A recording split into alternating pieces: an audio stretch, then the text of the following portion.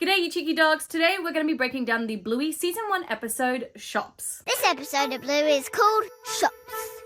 I'm going to be going through all the Easter eggs, hidden details, Australian references, and music references as well in this episode, and discussing some of the really interesting stuff about sort of Bluey versus Mackenzie and the type of play that we see in girls versus boys that's really shown quite well, I think, in this episode. But promise we won't take ages deciding stuff, okay? Well, we'll have to see. We are also going to talk about whether Bluey might seem a bit too bossy or not, if they are at school, which a lot of people apparently think that they are, and also the whole idea of cats within the Blueyverse. Meow, meow, meow. I'll be your owner.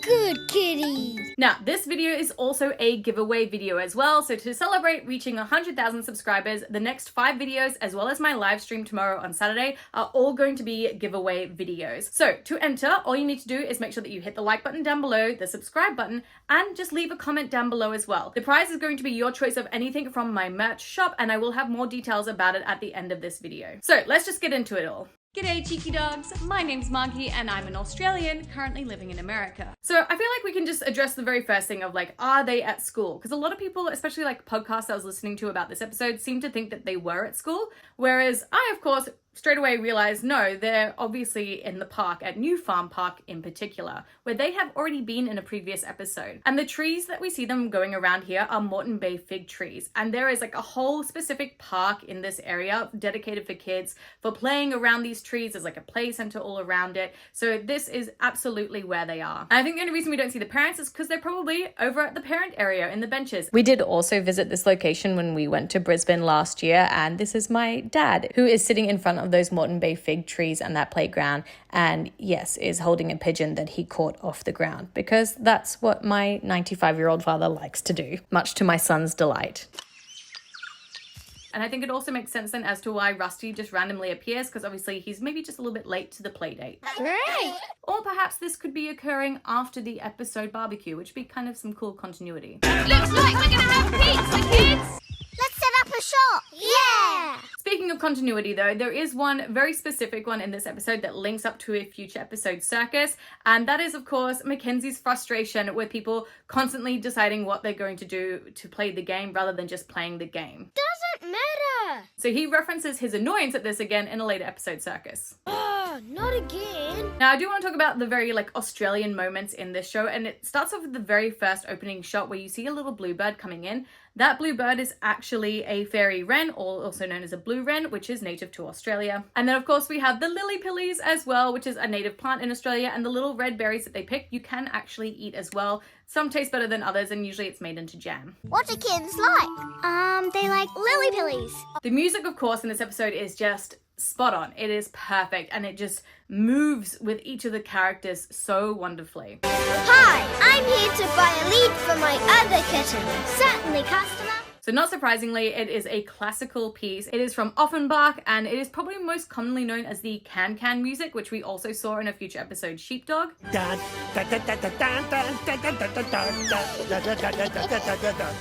I love, not only does it match with the kids, but instead of them doing the can-can move with their legs at the end, they do it with their tails syncing up with the music. My assistant will get that for you.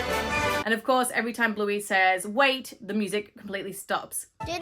Hello! Wait!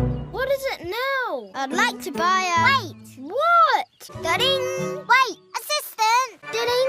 Hello! Wait! Ugh! Which I think can kind of be brought into that idea of is Bluey too bossy in this episode? And I saw that kind of mentioned a few times on Reddit, and so I think it's something to address in this, because there's a very big difference I think between being bossy and being a leader in a game as well. Now Joe Brum has said multiple times in interviews that he reads a lot of child therapy and child play books to get an idea of how kids interact with each other, and I think that's what this episode was really meant to show, is the idea of how girls versus a boy might play, because this is all girls playing together and Mackenzie is the only boy in the situation. We have to decide who to be. Bluey. He promised we wouldn't take long deciding stuff. And it kind of shows the idea that girls like to set up rules and everything before they play, whereas boys like to just jump straight into it. Now, yes, this is a stereotype done through research. It doesn't apply to all boys and girls though, of course, but they're just trying to show a general idea, I think, in this episode. We can't start if we don't know who we all are. But I do love them showing the frustration that kids have with each other when they are trying to play, but also how to resolve that frustration in the end, which is again one of the great things that Bluey does, is always showing like that resolution or how kids can learn to resolve the problem. Okay, Bluey, I promise not to start until you're ready. And I promise I'll be ready when you start. Hooray! Now, some of my favorite moments in this episode, of course, were the countless amount of times that Mackenzie gets frustrated, and it's just so meme-worthy every single time.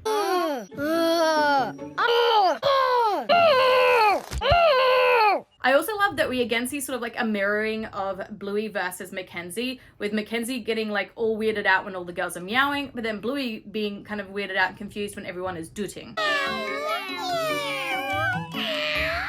Dooting is fun. Doot, doot, doot, doot, doot. So I think that this really shows again that we're seeing the perspectives of Bluey versus Mackenzie in this episode. So now let's talk about the cats. Meow, meow, meow, meow, meow. So this is one of the first times that the idea of cats is brought up in the Blueyverse. It is talked about again later on in a future episode, Copycat. Honey, why don't you be a kitten? Good idea. But this is kind of the first time, and it's when we realize that cats aren't anthropomorphic animals in this universe. They are just pets or regular animals like the birds that we see and the wallabies and kangaroos and things like that. Yes, kittens definitely can't talk. So we learned that they can't talk, and we learned as well that they kind of walk on all fours, and that yes, they do have owners. Meow, meow, meow. I'll be your owner. Good kitties. And then of course we get confirmation of this again in the episode Copycat, where Bandit does talk about the fact that maybe the bird got the budgie, and we see at the vet shop that there's like a little cat on it. We found this little fella. I think a cat might have got to it. Which is kind of sad. I would love to see like anthropomorphic cats in this universe. I think that would be pretty cool. But what do you cheeky dogs think? Would you like to see like these big kind of cats, kind of like what we saw in the episode Movies with like the cheetah? Let me know in that comment section down below. Overall though, this episode for me, I kind of honestly forgot that it existed for a bit, because we do have so many episodes about the idea of playing shops, and it happens a lot in Bluey. But this episode, yeah, it is lovely. The music is fantastic in it. I do love the moral of having to work together to be able to play a game, and it is very realistic of just watching just children playing. There is no interaction from any adults in this situation. It's one of the first episodes where we don't have any adults in it either, so in the credits, there's no one credited because they only credit the adult voice actors. And I did also love seeing that we can see what looks like when children get frustrated through Mackenzie. Like, he's frustrated and he just walks away, which happens a lot with kids. Like, if they don't get their way or if things aren't working out in a game, they will walk away. You just want to keep making up more and more things. That's true. But you just want to start before we know who anyone is. Yeah, I do, don't I? But I love that they showed how to bring a child back into that game through the kids without an adult having to intervene. Overall for me though, I probably would still give this episode maybe 3 out of 5 long dogs, just because the music is hands down the best part of this episode, I think. But I, of course, love all the Easter eggs and hidden details, and there's not as many in this episode. And I could have sworn that there was a long dog in here, and I like went blind trying to look for it because it would just have been so perfect to hide it in the trees in the background, but I could not find it at all. And apparently no one else has been able to across the internet either. So if by chance you ever find it, let me know. But cheeky dogs, let me know in the comment section down below then how many long dogs you would give this episode. And of course that means that you can also enter the giveaway. So here are the details for that. So you'll have 1 week to enter the giveaway. I'll be choosing the winner at random from the comment section here, but you must be a subscriber to my channel as well. And if you're under 18, make sure you have permission from a parent or a guardian as well. You will have your choice of any of my merch from my merch store. I just dropped my 2 new Halloween collections with my scary style and kawaii style as well for my Wackaboo. You can choose from anything that's there, or if you see anything else on the website that you would really like me to make a design out of, I can do a specific one for you as well. So again, to enter, don't forget to hit the subscribe button, leave a comment down below, and in 1 week's time, I will select the winner and I'll contact you about winning the prize. But cheeky dogs, until my next video, which is the live stream tomorrow with 5 giveaways, I have picked you out a few other videos that maybe you would like to watch, and I will see you all in another video. Mwah! Bye!